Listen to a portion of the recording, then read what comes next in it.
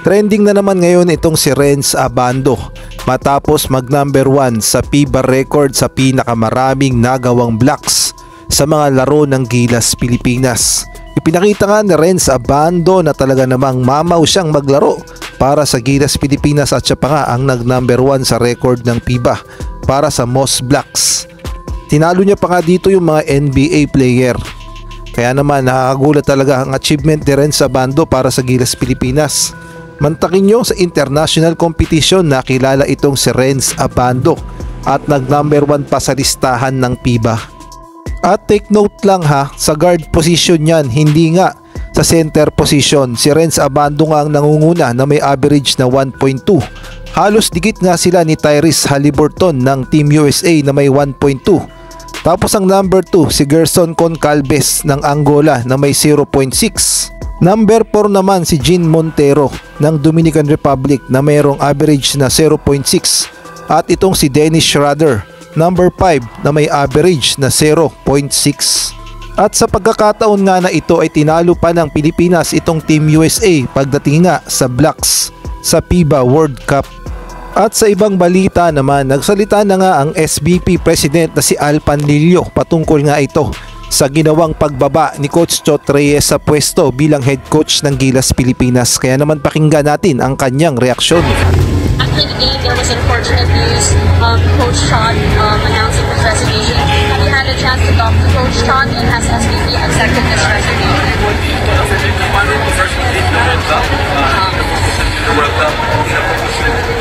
First, Gilas has ended its campaign with a big win against China.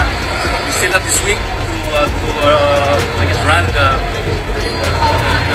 most important phase of the tournament, which is the finals phase. The quarter starts tomorrow.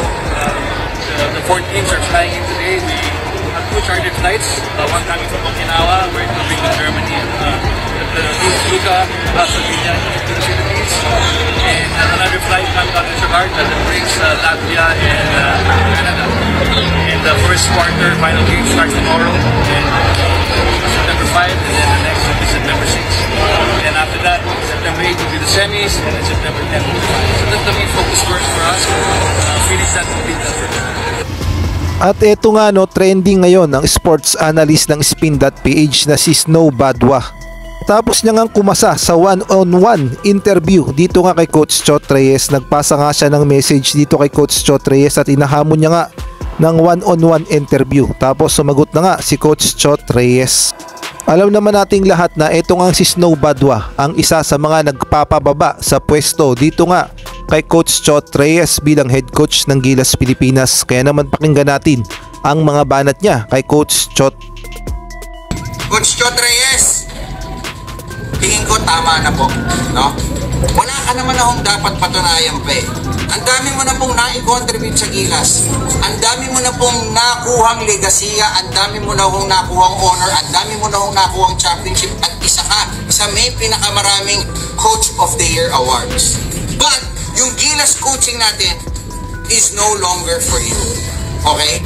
Para po sa akin, pati po SVP, pati po mga players ng Gilas, nasisisi at nababash dahil sa kawalan ng sistema ng team natin na dapat sinisisi po sa coaching staff headed by you. Natalo lang ho tayo ng gold doon sa SEA Games, di ba? A few years back, hinihingi na ho ng tao yung resignation. Pero kumapit tuko ka pa rin po dyan sa pwesto. Inabot pa ho tayo ng World Cup. Sumatotal, yung ini-expect ho ng mga tao na mangyayari, nangyari naman ho talaga. Isipin nyo, 0-3 tayo. Angola na mas mababa yung ranking sa atin, tinalo tayo. May mga laro na po pwede nating ipanalo, hindi po tayo nakapag-adjust. Dahil hindi ho nakapag-adjust yung coaching staff natin headed by you. Alam mo, Coach Chot Reyes, dapat bumalik ka sa sistema ng mga graduators nung araw. Listen to the map. Pakinggan mo kung ano yung gusto ng tao.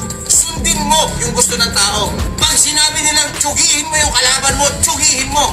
Sa sitwasyon mo, pag sinabi nilang bumitaw ka na, huwag ka na magpalusot na nag-file ka ng resignation pero hindi tinanggap ng SBP. Kasi kung irrevocable resignation yung ibinigay mo, wala silang magagawa. Ginawa mo ba yon? Hindi. Ayun, Coach Chot, isave mo yung legacy mo, please, para pagkara mo ng awa hanggat naaalala pa namin yung mga tagumpay mo sa basketball at hindi natatakpan ng sunod-sunod na kapalpakan ng gilas natin.